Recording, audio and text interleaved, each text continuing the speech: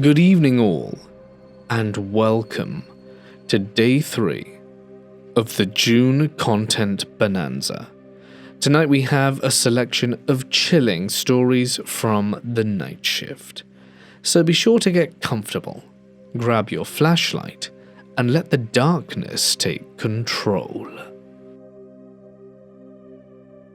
I worked part-time at a run-down home improvement store when I was a teenager. My shift started after college classes, usually from 4 to 8 p.m., but sometimes I'd get stuck until closing, which meant wandering around a half-lit warehouse until 10, surrounded by towering shelves of hardware that no one had touched in hours. One of those nights I was near the back of the store. My department was somewhere between lighting fixtures and dead silence, when one of the cashiers approached me. I recognized her, a quiet and pretty redhead, and she always smiled in a polite way that meant she was used to staring at people for too long. She walked up and looked pale, clutching a small plastic basket full of random returns. She asked if I could walk with her while she put the items back on the shelves. "Sure," I said, already feeling awkward. "What's going on?" She glanced over her shoulder, then lowered her voice. "There's this guy. He's been coming in all day and I think he's watching me." I blinked at her, trying to process that. "Like, since your shift started?" "Yeah. First time was maybe an hour after I clock in, then again a few hours after. At least 6 times today. He doesn't buy anything, just walks in, wanders near the front end, stares. Sometimes he talks to me, flirts, asks what time I get off." I immediately got that pit of the stomach feeling. I asked her if she'd told security. She had, of course, but our security were 2 overweight guys in oversized polos that spent most of their time chain smoking or out back watching YouTube on their phones in the break room. She said she pointed the guy out twice and both times they lost track of him. I offered to stick with her. I guess I thought she just needed someone to talk with her. Maybe we'd make small talk, laugh nervously, and the guy would stay away. We started working through the returns. Light bulbs, paint rollers, some scattered tools.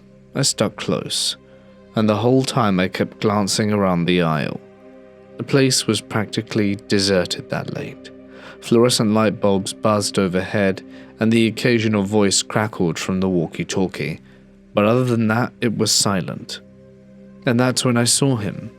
He was half concealed behind the lumber rack, standing near the end cap like he was just another customer browsing decking screws. But he wasn't looking at a product. He was watching her. He looked to be in his mid to late 40s, really big, with a broad chest, thick arms under a windbreaker that didn't quite zip right. He was taller than me too, probably at least by 3 inches, and had a tight, twitchy expression.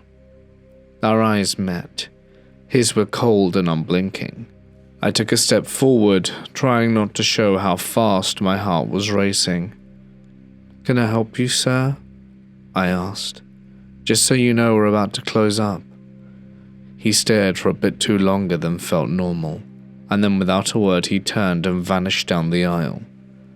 My colleague stood beside me frozen, and when I looked at her, she gave this tight, exhausted smile.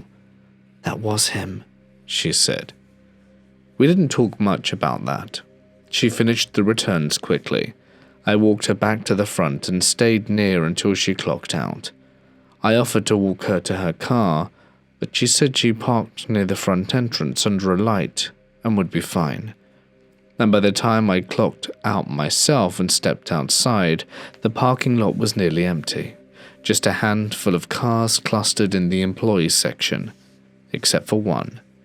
It was parked all the way at the far end of the lot, half in shadow, too far from the store for a regular customer. I squinted at it, trying to see if anyone was inside, but I simply couldn't tell. I got in my car fast and left even faster.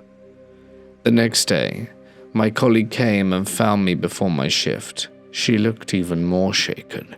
"He followed me," she said. "After I left, I think he was in that car." She explained that she noticed the headlights behind her kept pacing for several blocks.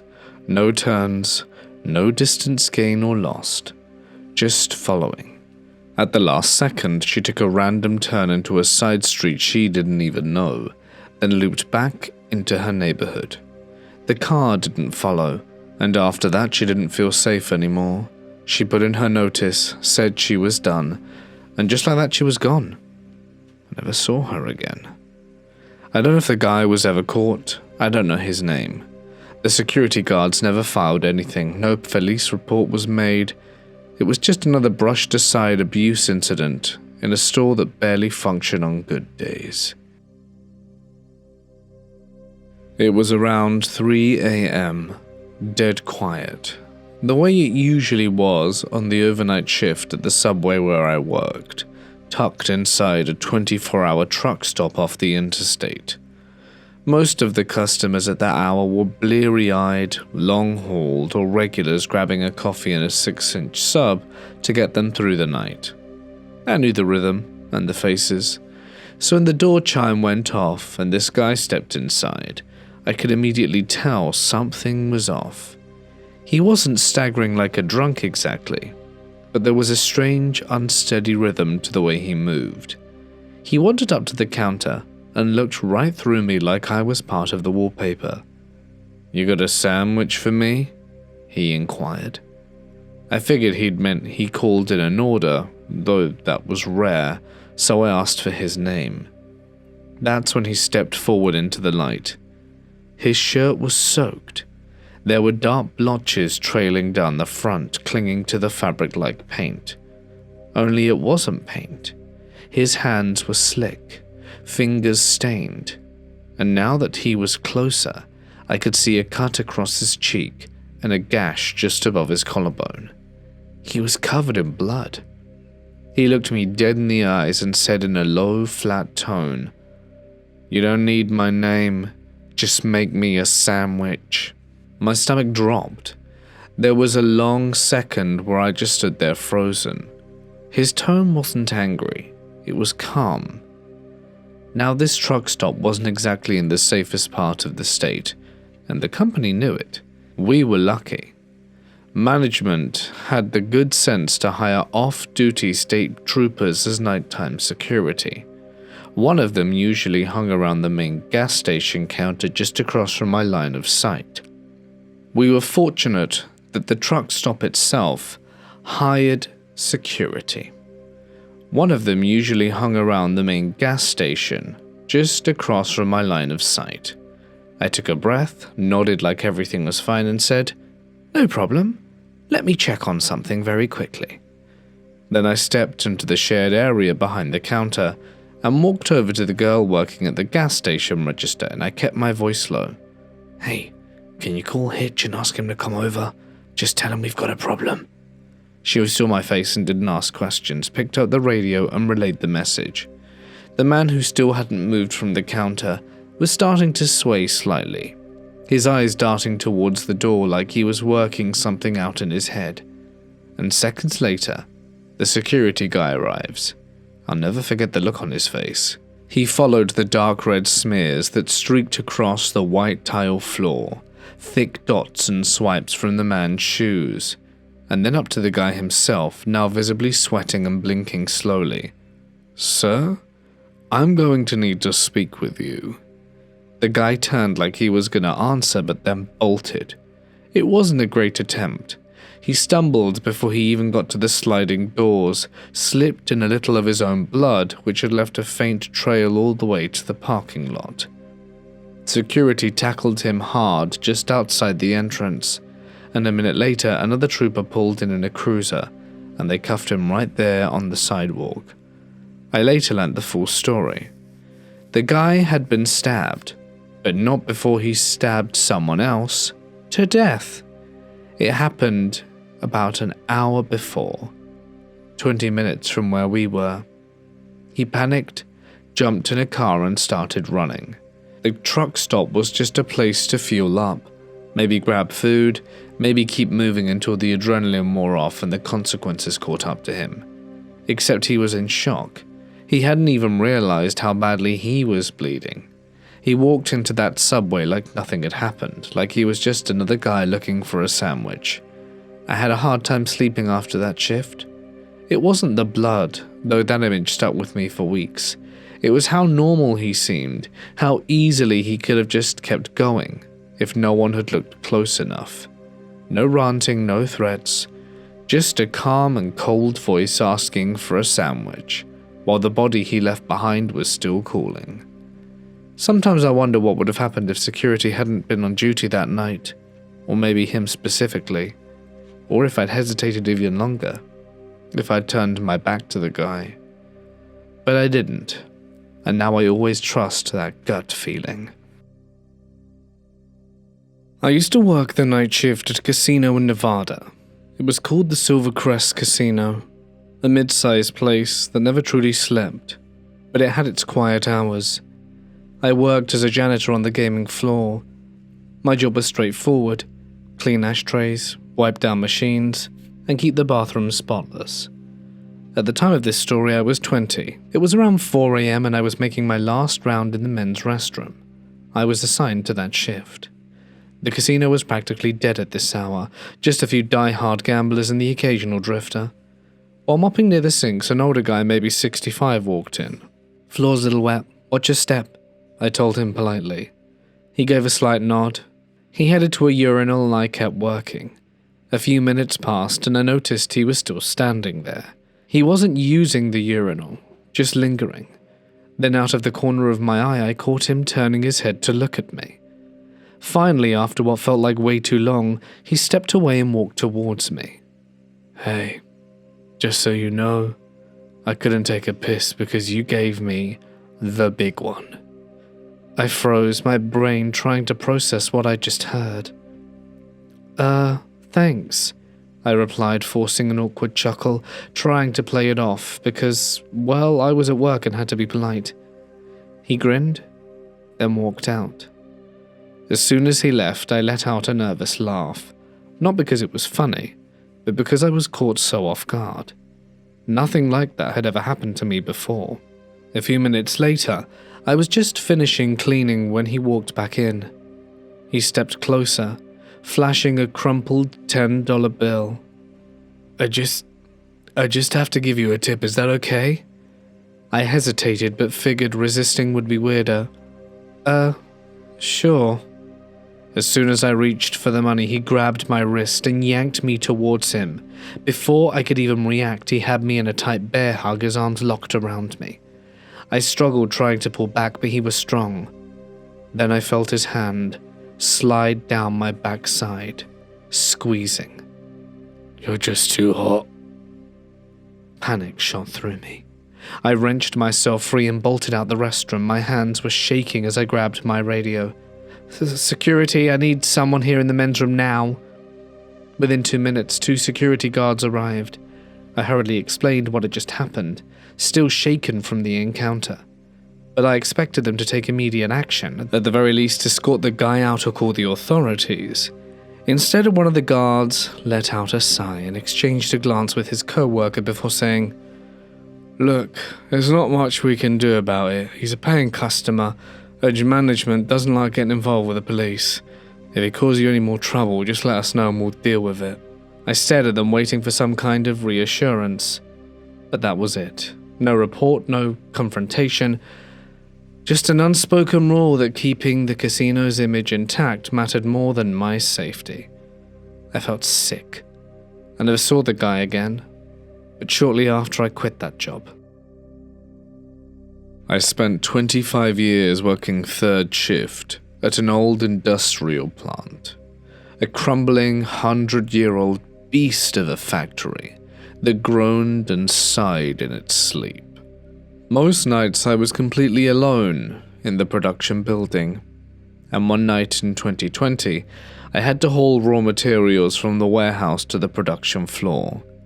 The warehouse was a separate structure, perhaps 500 feet across the yard, and I had to use the plant truck to go back and forth. Access required disarming the security system, a little metal keypad mounted by the office door. Each worker had a personal 4-digit code, and mine was punched in by muscle memory. The place was pitch black inside, except for a few emergency lights near the office. Most of the lighting was motion activated, so as you walked the aisles, the overheads would flicker on one by one. It was eerie as hell. The warehouse was enormous. You could have driven an 18-wheeler straight through it. My pallet of material was located all the way at the back, nearly 300 feet from the entrance. I grabbed an electric pallet jack and headed into the darkness. I barely made it 10 feet before I froze, because I heard whistling. It was soft, deliberate, a slow melody drifting through the air somewhere deep from within the warehouse. At first, I thought maybe I was just hearing things, so I stood still, strained my ears, and it kept going. It was definitely a human whistle, slow and oddly cheerful, like someone casually passing time while they worked. But no one was supposed to be in the warehouse, certainly not at this time. It lasted a full 5 minutes. I didn't move. I just stood there, rooted in place, heart pounding. The lights flickered on slowly as the sensors caught my motionless presence. One by one, they lit a path into the vast darkness where the sound was coming from. Then the whistling stopped.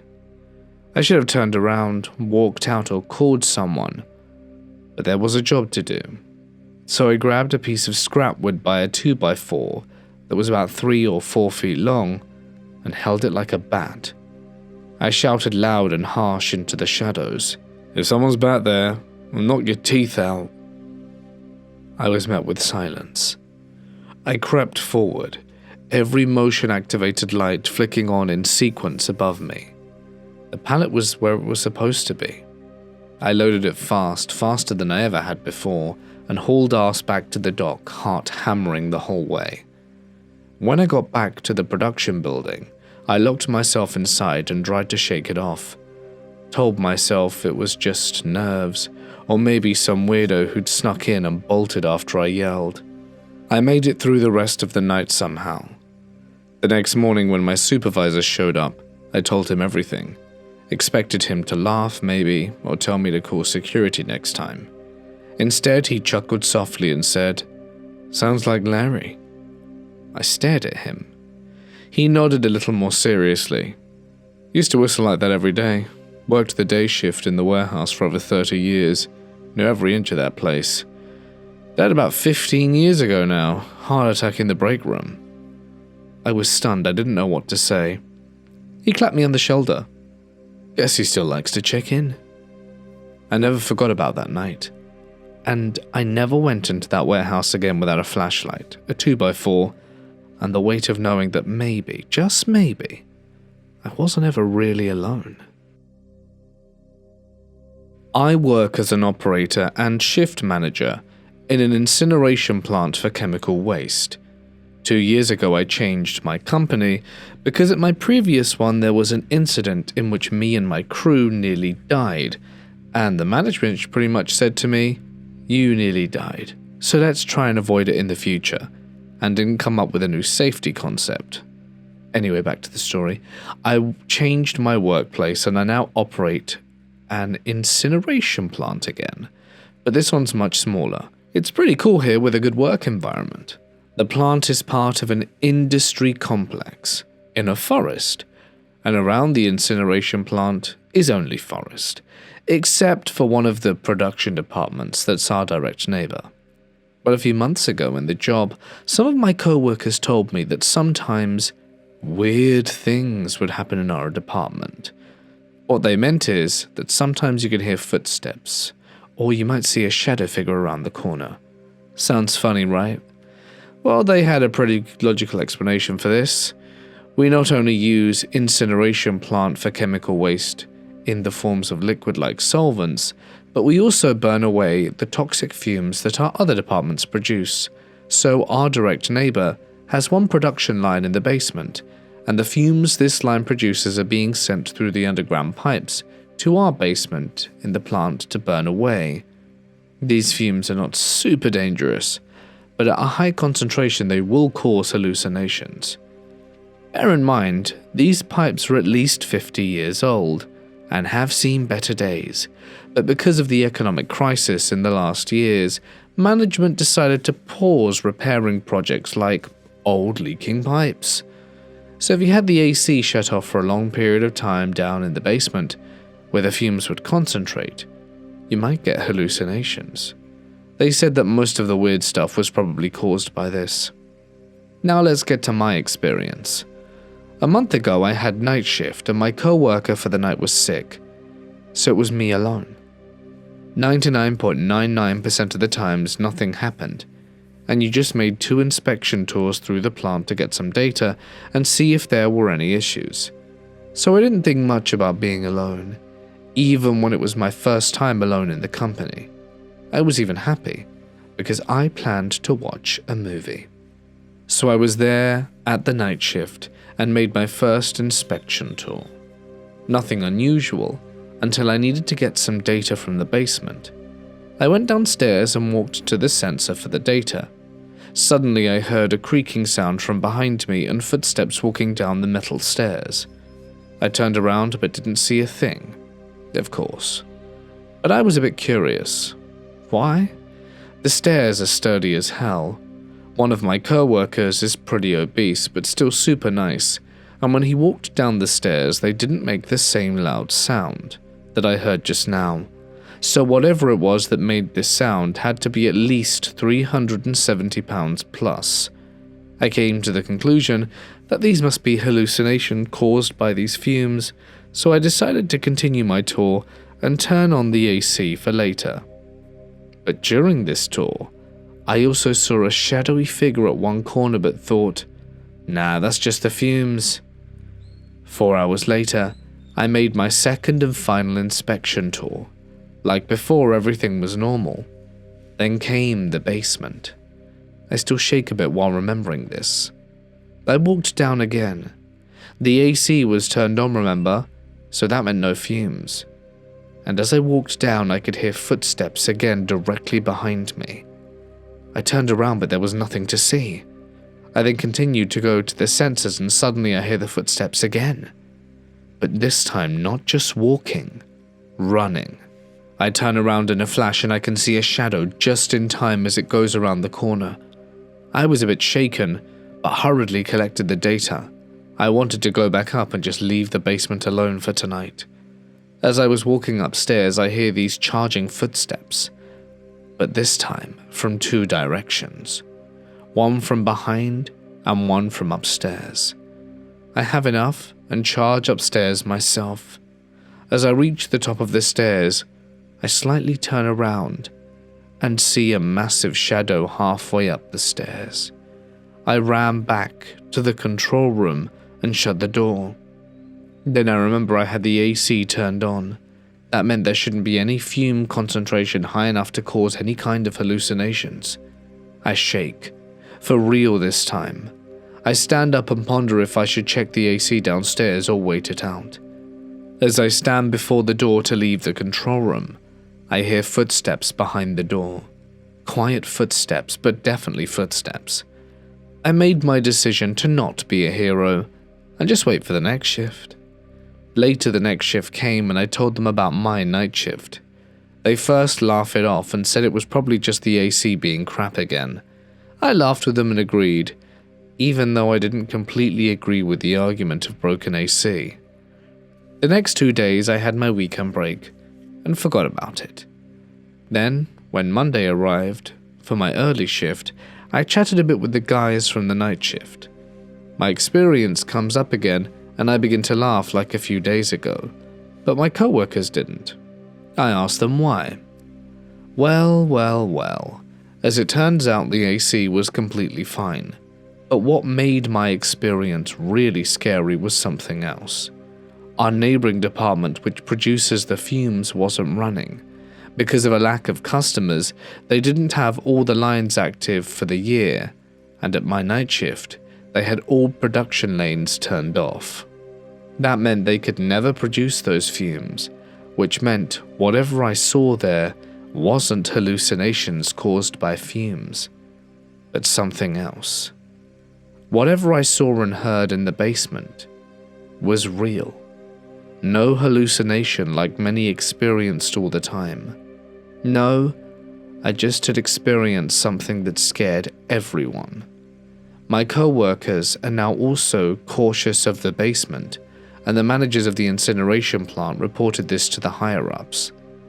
They started an investigation 2 weeks ago, but couldn't find a logical cause how the noises and shadows were created, and neither found a solution.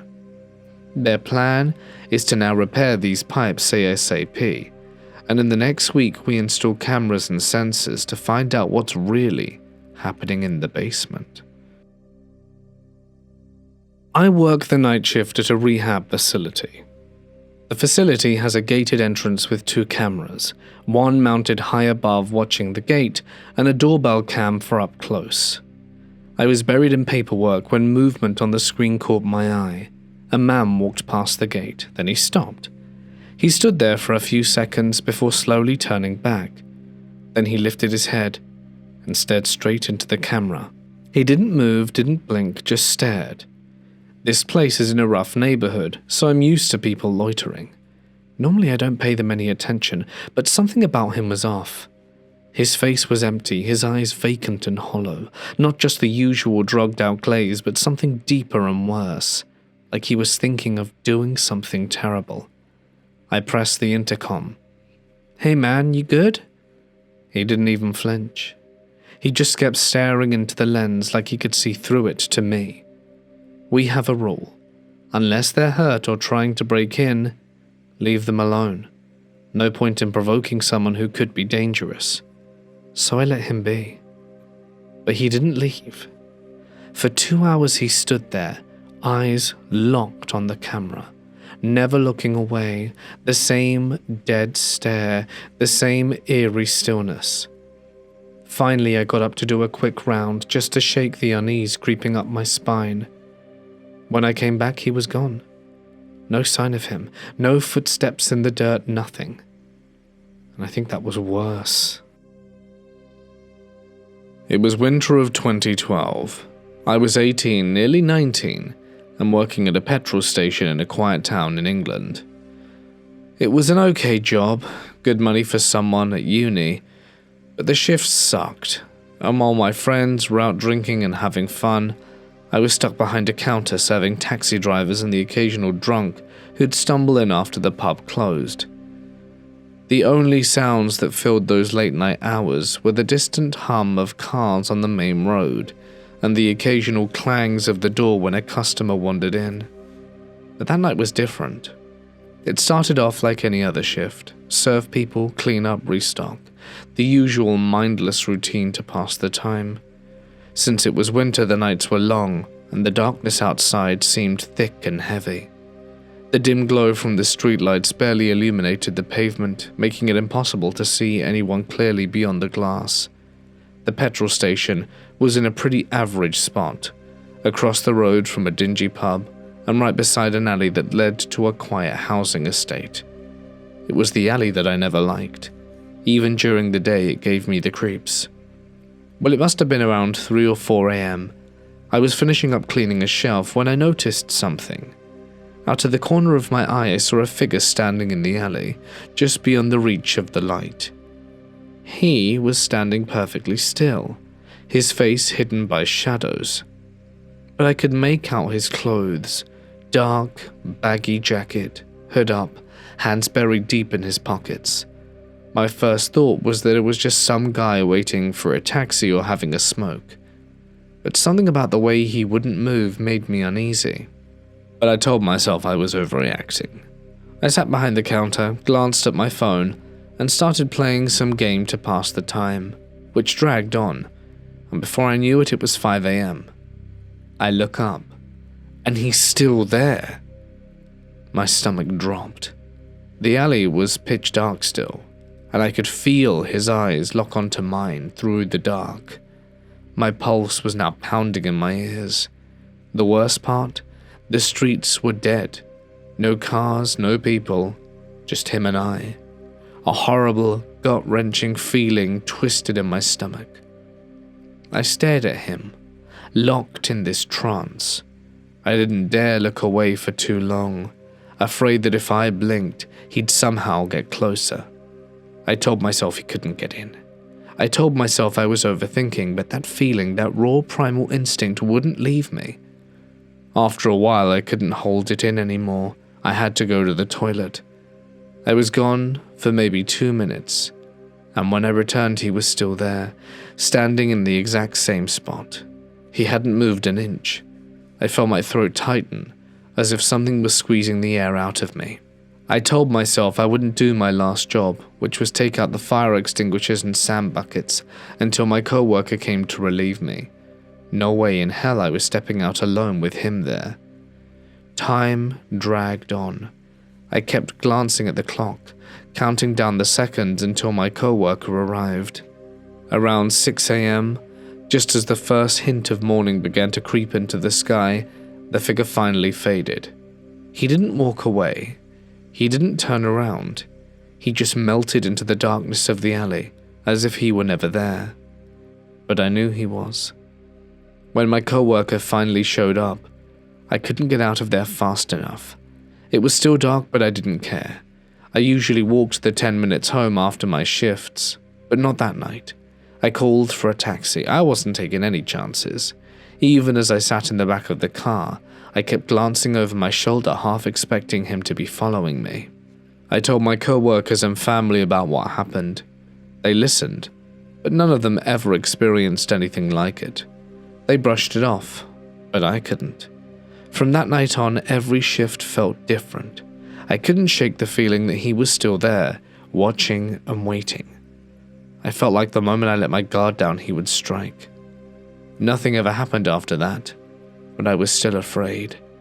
I felt those eyes watching me. I quit the following summer, and I'm glad I never had to go back.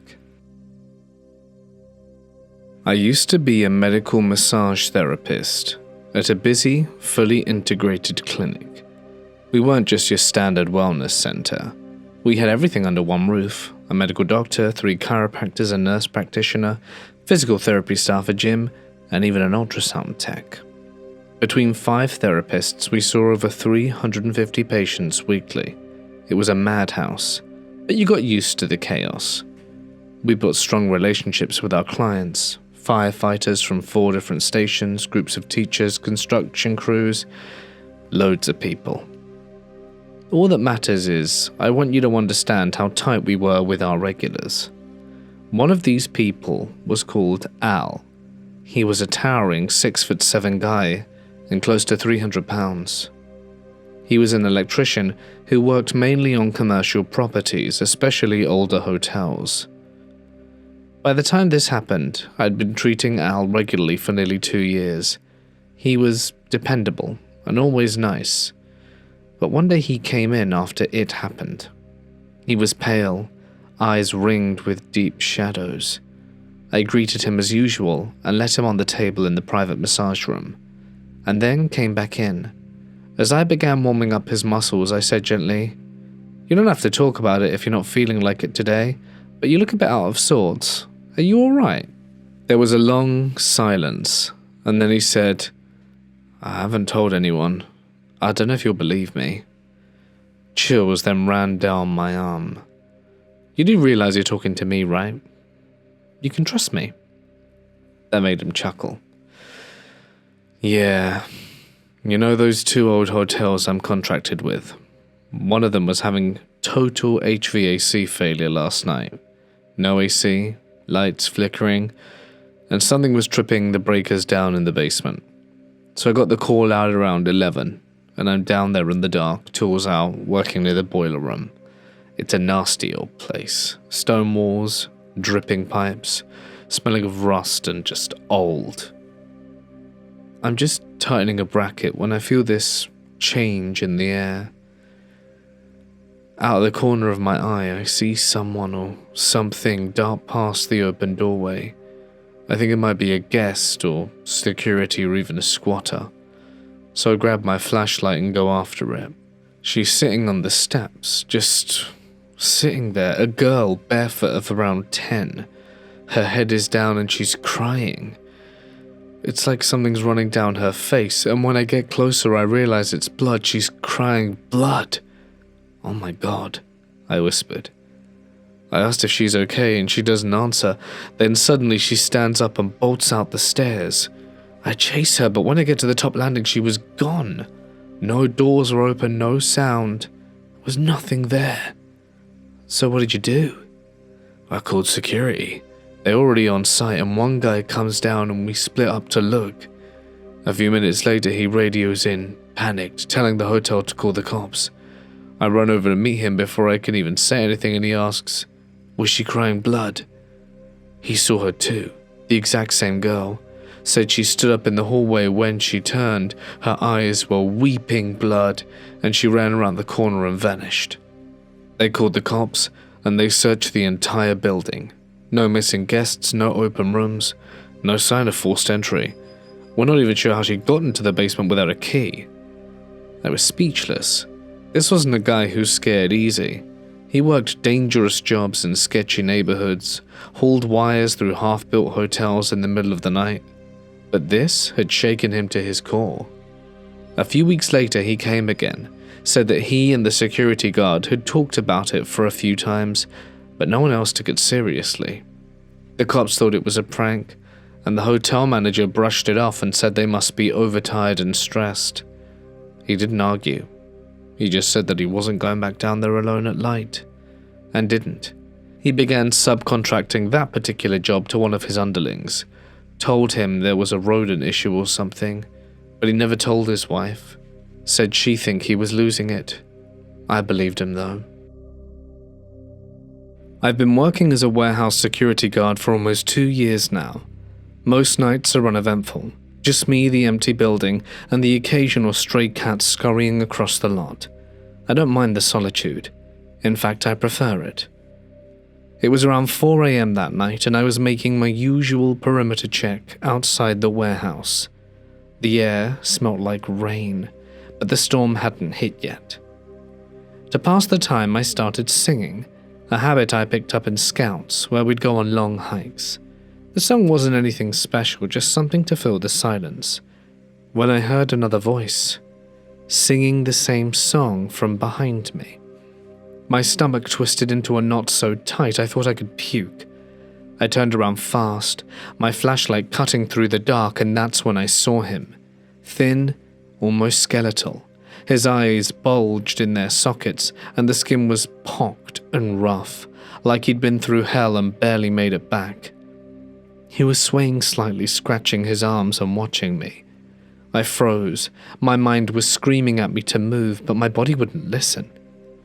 "What are you doing here?" I asked. He just stood there staring and didn't reply.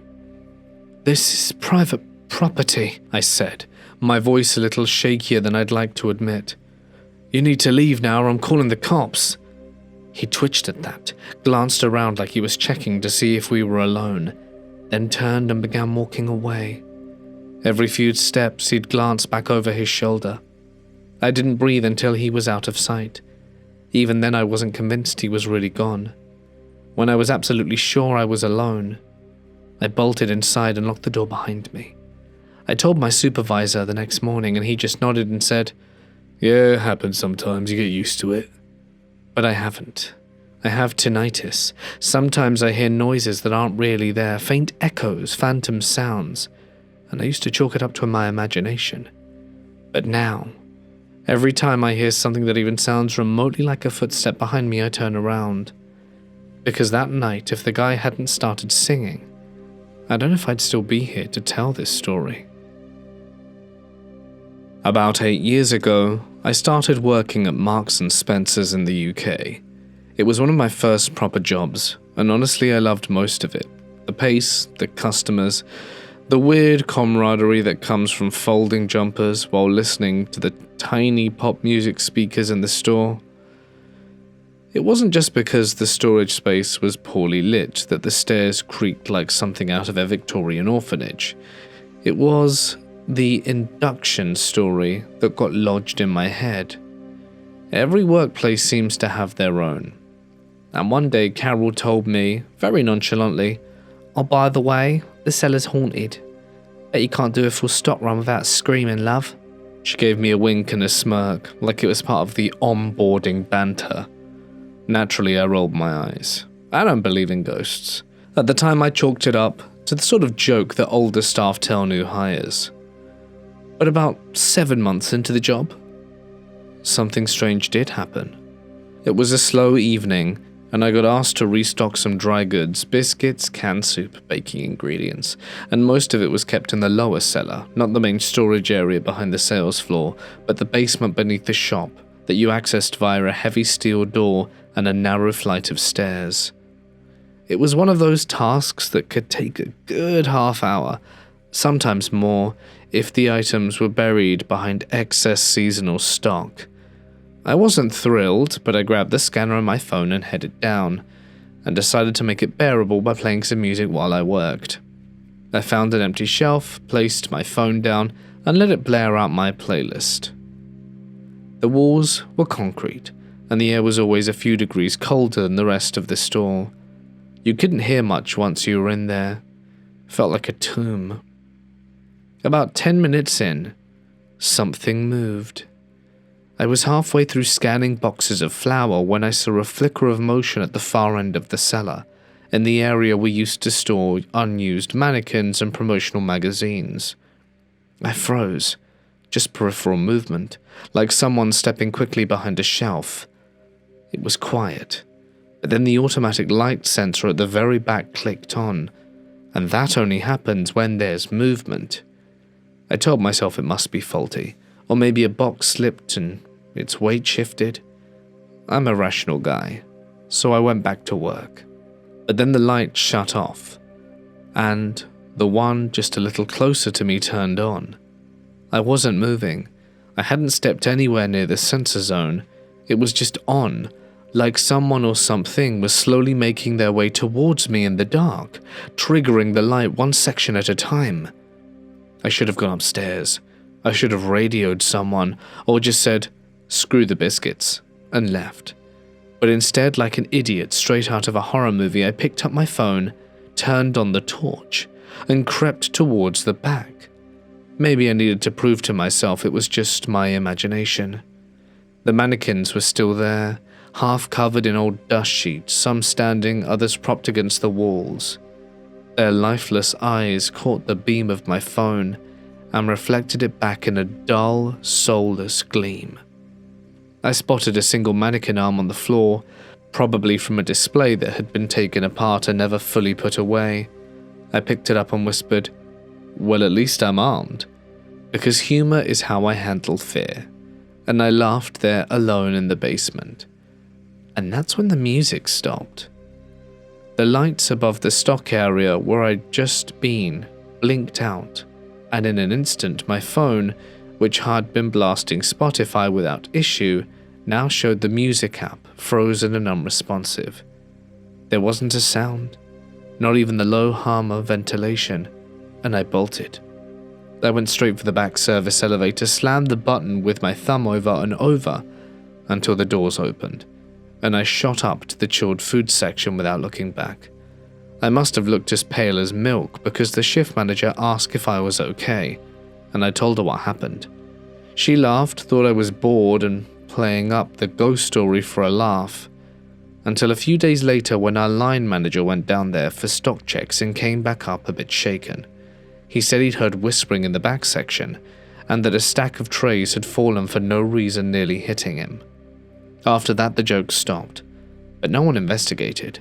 No lights were fixed, no electricians were called. It was chalked up to electrical issues and forgotten. I never went back there alone. The one time I needed to retrieve my phone, which I'd left down there in my panic, it was only because a grisly ex-army co-worker offered to go with me. He joked the whole time, but even he kept looking over his shoulder. I still don't believe in ghosts, but I do believe that that place feels wrong, and there are other places like it, no doubt.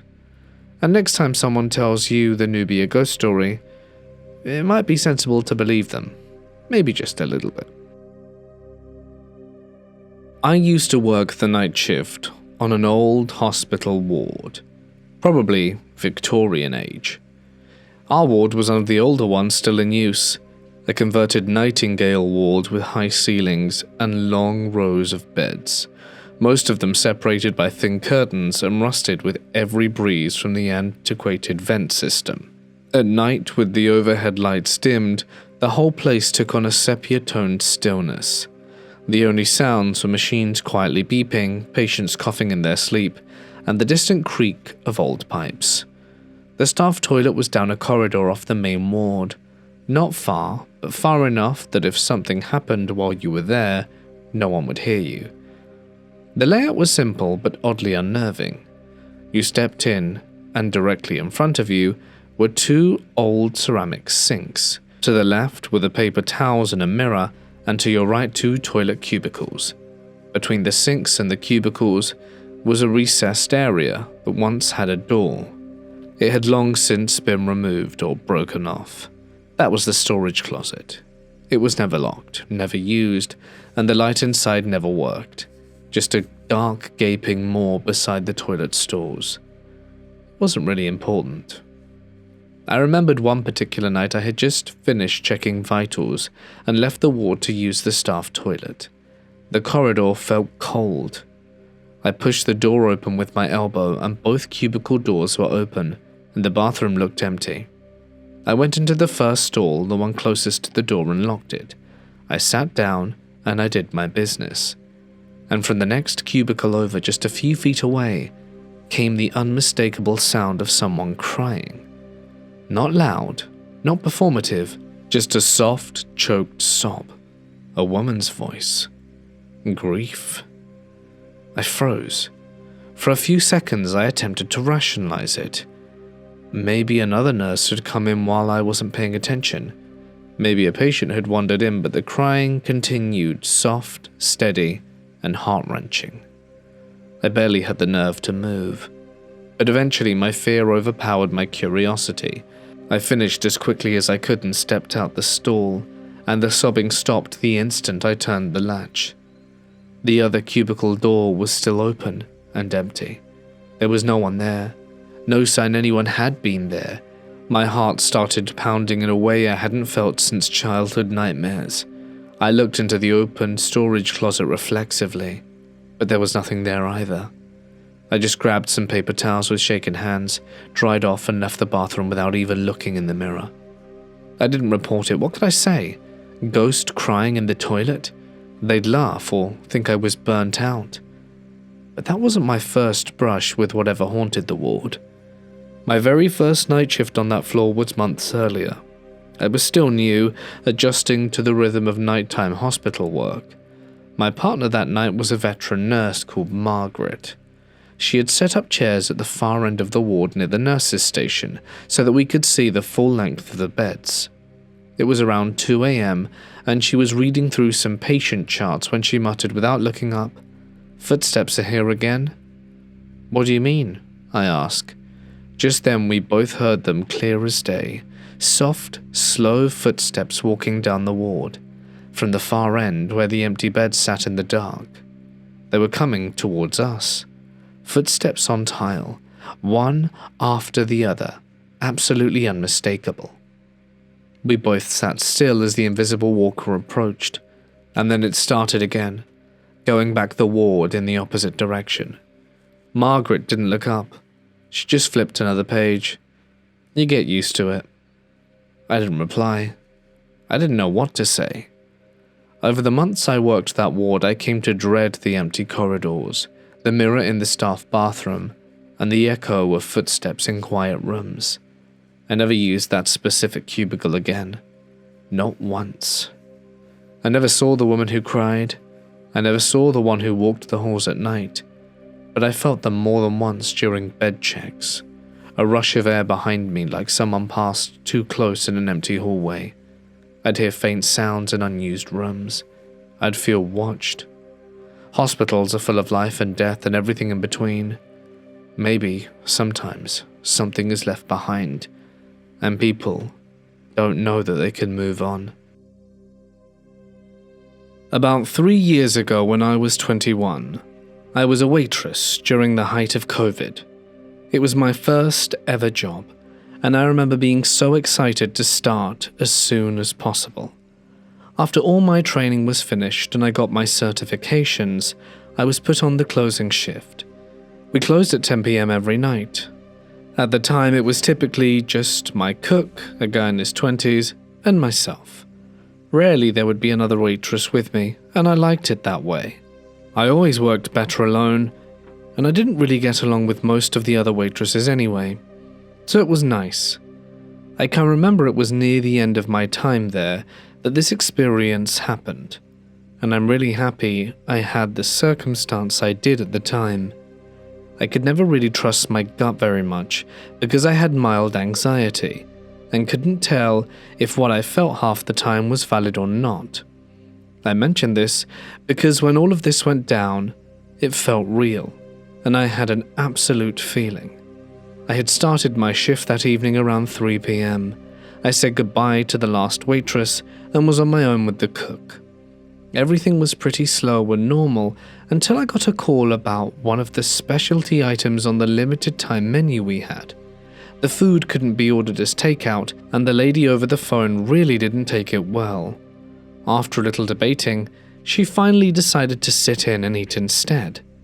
I'd say around 15 minutes later is when I spotted an older-looking car pull up and 3 people exit the vehicle.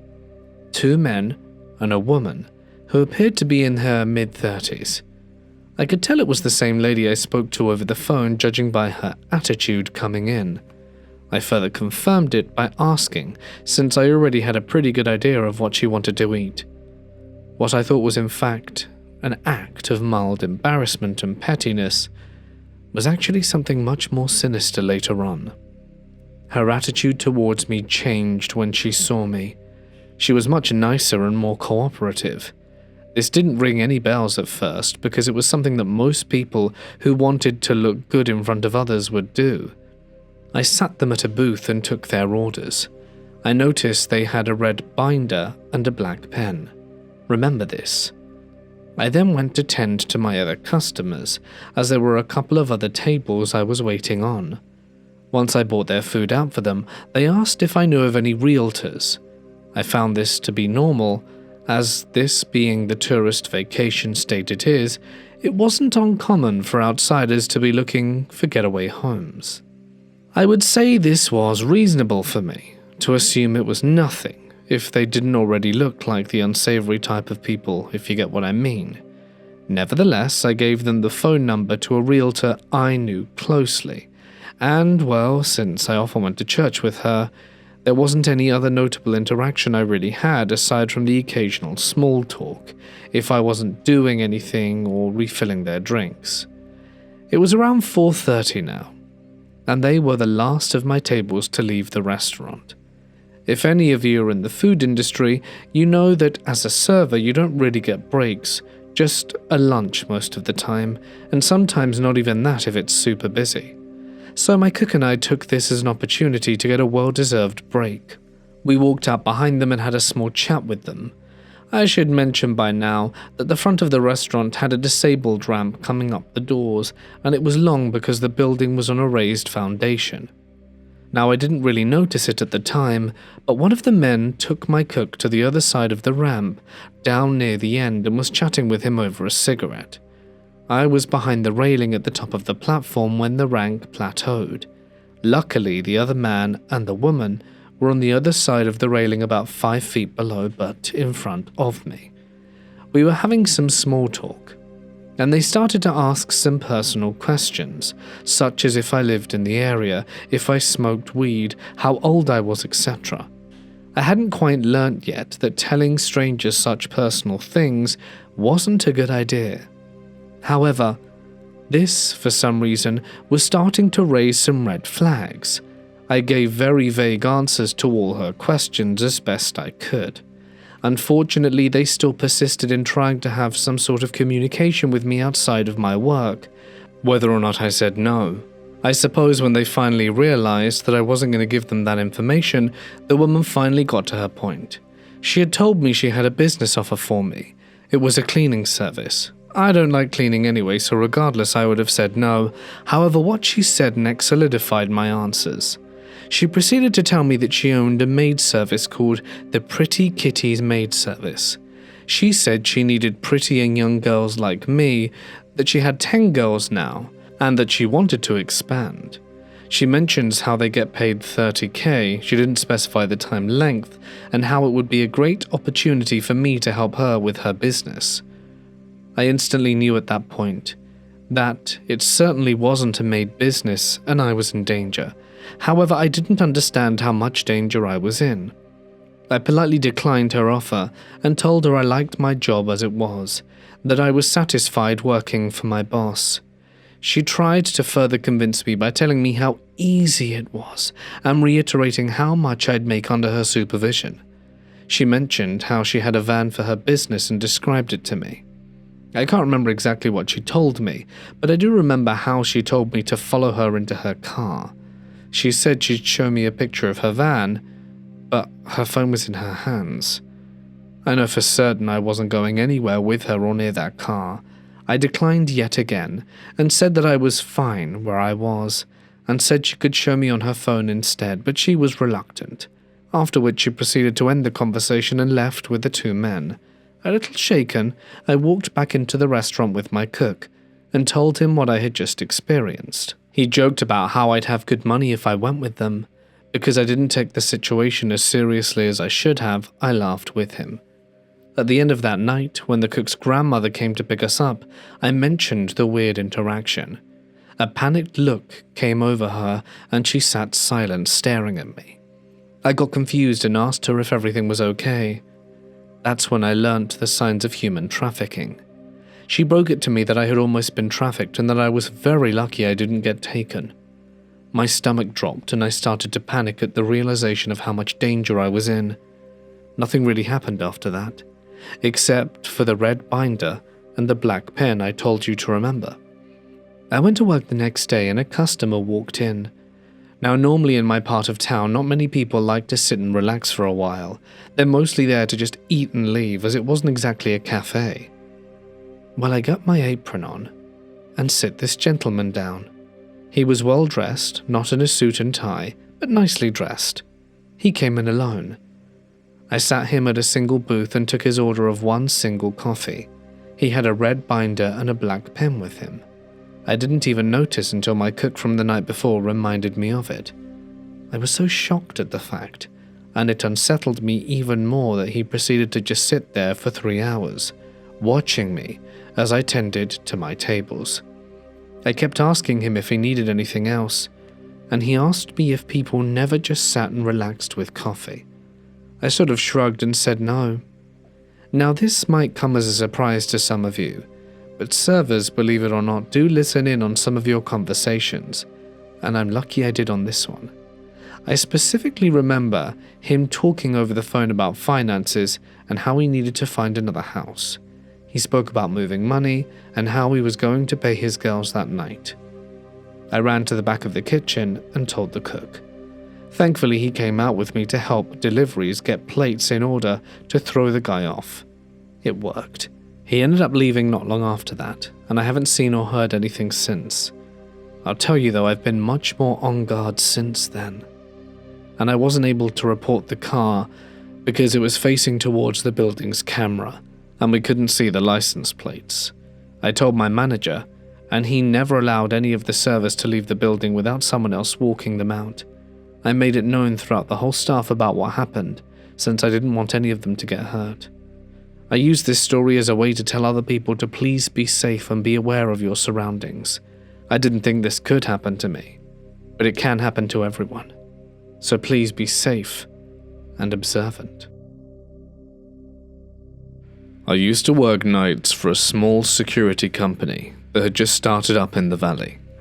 Our job was to monitor heavy levee equipment out in the orchards, big flood prevention machines that sat baking in the sun all day and froze at night under the open sky. They gave me no radio, no gun, no mace, not even a proper flashlight. My phone didn't get serviced that far out, so if something went sideways, the nearest help was at least half an hour, if not further away. I wasn't there to confront anyone though, just to observe and report. I was a scarecrow with a clipboard. The spot I got comfortable with was at a remote stretch of levee surrounded by endless rows of almond trees. There was one dirt road in and one dirt road out. That was it. If someone wanted to sneak up on me, they'd have to either walk miles through dead brush or through frozen fields and drive up the road, and I'd see their headlights from a mile away. Or that's what I thought at least. The nights were still and oppressive. Winter in the orchards meant no insects, no rustling, just silence. And after a few weeks, I settled into a rhythm. Park the car at the top of the levee, prop my boots on the dash, sip a gas station coffee and wait for my shift to end. One night at around 2:30 in the morning, I was half dozing in my seat when I heard something out of place, an alarm clock. That high-pitched digital beeping, faint but unmistakable. My eyes shot open. The sound was coming from somewhere on the opposite side of the levee, near the workers' portable office, a shipping container with some chairs and a plastic table. I turned on my engine, headlights slicing through the murk, and eased over the levee towards the office. The beams flickered across the orchard, and that's when I saw it. A shape. Just for a second, tucked beneath the row of trees, maybe 20 yards in, there was a tall, dark figure. It moved fast, but not like it was running, more like it was retreating smoothly, stepping out of sight behind a tree. I froze. I waited with my lights trained on that exact spot, but nothing stirred. I cracked open the door, my phone held high with its tiny flashlight flickering. The beeping was louder now. I followed it around the back of the container and found a cheap plastic alarm clock sitting in the middle of the white table at 2:34 a.m., screaming its head off. Everything in me was yelling to leave it and go, but I popped the battery cover and yanked the batteries out, with fingers shaking. The sudden silence that followed was worse than the sound. I sprinted back to the car, slammed the door and slipped the headlights back on. And that's when I saw it again. The same shape, only closer. Now it was maybe 4 rows in, low to the ground, almost crouched behind a tree, like it was watching, like it had always been watching. I stared into the dark, willing it to move, to give myself away. But it didn't. It just stayed there. A vague silhouette in the dark, limbs too long, posture too wrong. A sick thought bloomed in the back of my skull. What if it's not the only one? What if that thing is just a decoy? I reversed up the levee fast, gravel spinning under the tires, and parked where I could see everything: road, orchard, container. I turned off the engine and sat. For 3.5 hours. I've never felt more exposed. It was like the silence itself had teeth, like the trees weren't just trees, but a curtain for something waiting. I actually found myself hoping something would burst out of the trees just to break the tension, something to scream at me to make it all real. But nothing ever did. My relief showed up late, just as the horizon was starting to glow. He strolled up with a coffee cup steaming in his hand like nothing was wrong. I gave him a brief version of what happened, and together we walked back to the spot where I'd seen the shape. We scanned the area, and sure enough, there were footprints. Huge boot prints, way bigger than mine, pressed deep into the dirt. They tracked back and forth in a narrow corridor between trees, pacing. The prints led forwards towards the portable office and then just stopped abruptly. No prints leading away, no car tracks, just gone. It was like someone had appeared out of nowhere, walked in circles for a while, and then stepped off the earth entirely. We reported it to the boss, and his reply? Probably just a prank from the construction guys. Don't worry about it. I put in my resignation later that week. I don't know what was out there that night. I don't want to know. But I've never wanted to be there since. I worked the night shift at a gas station / convenience store on the bad end of a small town. Not the worst job I've ever had, but close. You get your usual characters, late-night drunks looking for cigarettes, third shifters on coffee IVs, and the odd tweaker, mostly harmless. My co-worker Cynthia was tiny, maybe 5'2" on a good day, long blonde hair and big eyes. She was really nice to everyone, and quick to laugh at my sarcastic nonsense. The job at least sucked less when we could crack jokes and try and outdo each other with the dumbest songs we could find on the radio. I'm built differently.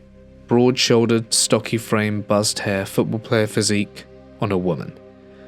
It wasn't intentional, just how I turned out. My OCD makes long hair a nightmare, so I always clipped it close. And I've learnt that people don't mess with you when you look like you could throw them through drywall. But then there was the guy in the camper. The first night he came in, I was restocking cigarettes behind the register. Cynthia was at the deli counter 5 feet away, preparing taquitos or whatever passed for fresh food in that hellhole. Camper guy strolls in like he's out for a midnight cruise. Mid-50s, long grey beard and a dark hoodie. At first he's just chatting, but there was something about his demeanour. I didn't like him. His eyes were fixed on Cynthia, like she was a deer and he was already picturing her in the back of his freezer. He laughed too long at her jokes, then asked personal questions. If she had a husband. Then said something about how nice it must be to work with such a pretty little thing. The words were fine, but it was the way he said them. Icky. Then he began asking about her daughter. I straightened up from the cigarette case real slow, keeping my eyes on the reflection in the freezer. Cynthia's smiling, but it's strained now. She's edging back towards the deli cooler, and the camper guy is stepping around the open side of the counter like he belongs there. I step down from the register and cross the floor in 4 long strides. By the time I reach her, she's pinned against the hand-washing sink. Nowhere else to go. I wedge myself between them, all 6 feet of don't mess with her, and he stops and takes a step back. His eyes flick to mine and stay there for a beat too long. He buys diesel for his camper and leaves without another word. But it doesn't end. He comes back, not every night, just the ones Cynthia and I work together. Always the same routine. Buys diesel, hangs around, tries to talk to her about increasingly personal things, like where she lives, what time she walks home, if she has any tattoos, and his favorite line, "I bet your boyfriend don't treat you right." We catch on fast. I start playing bodyguard. Cynthia's polite but cold, and I shoot him a look that says, "Go on, try it." I send her back to the cooler on fake errands like, "Hey Cynthia, can you check if we're out of pickles again?" He never buys much, just enough not to get kicked out. But then he parks his camper by the diesel pumps, just far enough away from the store that the security lights don't reach.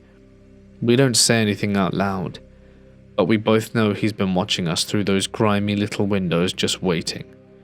More than once he's still there after closing.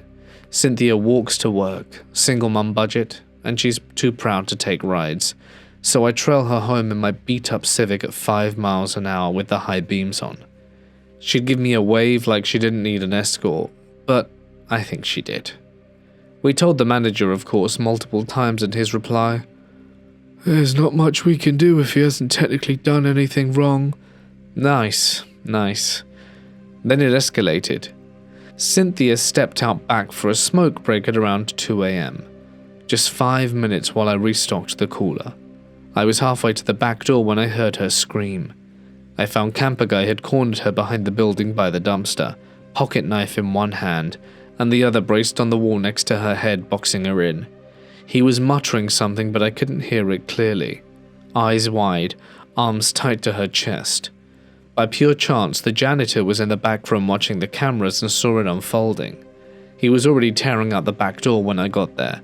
We both charged at him, shouting, and I was ready to tackle him, but he ran and bolted like a coward towards the lot, vanished into the cab of his camper, and tore out before we could catch the plate. We were shaking. Cynthia looked like she'd just seen a ghost. She didn't cry, just stood there, cigarette still shaking in her fingers. And the worst part is that management didn't even call the cops, didn't want to deal with it, said it would be bad for business and to not make a scene. That was Cynthia's last shift. She didn't even change out of uniform, just walked out of the front door and never returned. A few days later I quit. Not for any noble reason, but I was just done. Done with the gas station, done with the stinker of the fryer oil and the cheap beer, and the managers who didn't care if we got hurt. But mostly, I couldn't shake the feeling that Camper Guy would be back someday. Maybe not for Cynthia, maybe not even for me, but for someone. And next time, there might not be a janitor watching in the cameras. I used to work the overnight shift at a residential program for teenage girls in a small New England town. The building that the girls had been housed in was donated by the town decades ago, a big historic home from the 1800s. They were beautiful in the daytime, quaint, almost picturesque, but at night there was a subtle shift in those houses, especially the one I worked in. My shift was 11 p.m. to 7 a.m. 5 nights a week. The girls would be in bed when I got there, and my main job was to stay awake, complete hourly bed checks with a flashlight, and handle any disturbance, crying fits, nightmares, bathroom breaks, occasional panic attacks, nothing too dramatic most of the time. But the house had a presence. It wasn't something I noticed right away. At first, I chalked it up to the usual creaks and groans of an old house settling at night. Pipes clanking, wind whispering through cracked frames, floorboards expanding and shrinking with the cold. But there was one part of the house that always set me on edge. At the far end of the second hallway past the room, with the peeling floral wallpaper and the old wooden dresser that no one used anymore, there was a single bedroom tucked into the corner. It was a little smaller than others, slightly darker. You had to turn a corner to even see the door, which made it feel like it didn't quite belong. Every time I turned that corner during my rounds, I felt it, a tightness in my chest. I told myself it was nerves and lack of sleep. But the feeling never went away. In fact, it only got stronger over time. More than once, I turned to walk back down the hall and swore I could hear footsteps behind me. I'd spin around, heart hammering in my throat, but there'd be no one there. This happened multiple times, and I always kept my head down. The last thing I wanted was to spook the girls. A lot of them had already been through more than enough trauma. There was only one girl who stayed in that specific room, Kayla. Quiet, level-headed kind of girl who didn't stir up drama or invent stories. A 16-year-old with long brown hair and the tired eyes of someone who'd grown up too fast. One night during bed checks, I lingered by her door. She was still awake, sitting up in bed with a book propped on her knees. "You good?" I asked softly. She nodded, then tilted her head. "You don't like this hallway either, do you?" "What do you mean?" She closed the book and hugged it to her chest. "I mean, it's heavy here. Doesn't it feel heavy to you?" "It's an old house, creepy sometimes, sure." Kayla just stared at me for a moment, then said quietly, "I'd rather have a roommate than stay here alone. There's a shadow person that stands over my bed sometimes." I felt the back of my neck prickle. At first, I thought I was dreaming, but then it keeps happening. Between 2 and 3 a.m., I try and ignore it, but it feels like it wants something. I didn't know what to say to Kayla, and she wasn't the type to make things up. And her expression wasn't fearful. It was more like resignation, like someone who'd made peace with living alongside a monster. I started watching the clock more closely after that. Every night as 2 a.m. approached, I felt the gnawing sense of dread crawl up my spine. Sometimes I'd sit at my desk downstairs and hear what sounded like soft footsteps moving above me. Shuffling steps, always ending right around the spot where Kayla's room was. Other times I'd be halfway through a bed check when the hallway lights would dim for a second, just enough to notice, just enough to make my breath hitch. Once I heard whispering behind the door, it stopped. I reported the noise, the feelings, the flickering lights. Maintenance shrugged. The other staff gave me knowing smiles but didn't offer much help. Eventually one of the older workers pulled me aside and says, That house has history. We've had a few girls report seeing things over the years, but if we make a big deal out of it, the town might pull funding. I asked her what kind of things. Figures in the girls' rooms, watching them sleep, moving through walls. Supposedly the children's house across the street where the younger kids were placed was even worse. Staff had seen things on the security cameras, shapes standing at the foot of beds, caught in the grainy night vision, gone by the time someone checked. But the footage always mysteriously vanished before anyone could investigate. We tried to stay calm. We never talked about it in front of the girls, but I was the only one who rushed through bed checks sometimes, flashlight trembling in hand, stomach knotting with unease. After a year I left the job. It got to be too much. The long hours, the weight of the girls' stories, and if I'm being honest, the house. That awful room.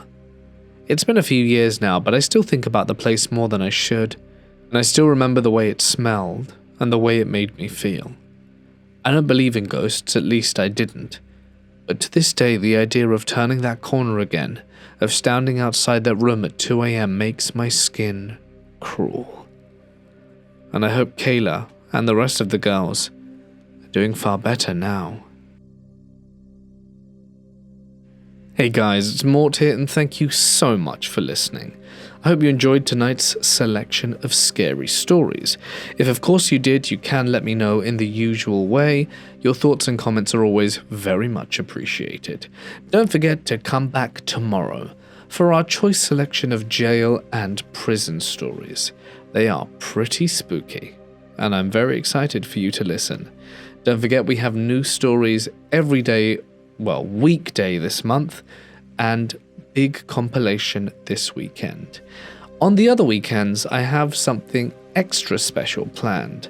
It's not going to be a compilation, but it is going to be pretty good stuff, and I'm honestly thrilled that you get to enjoy it.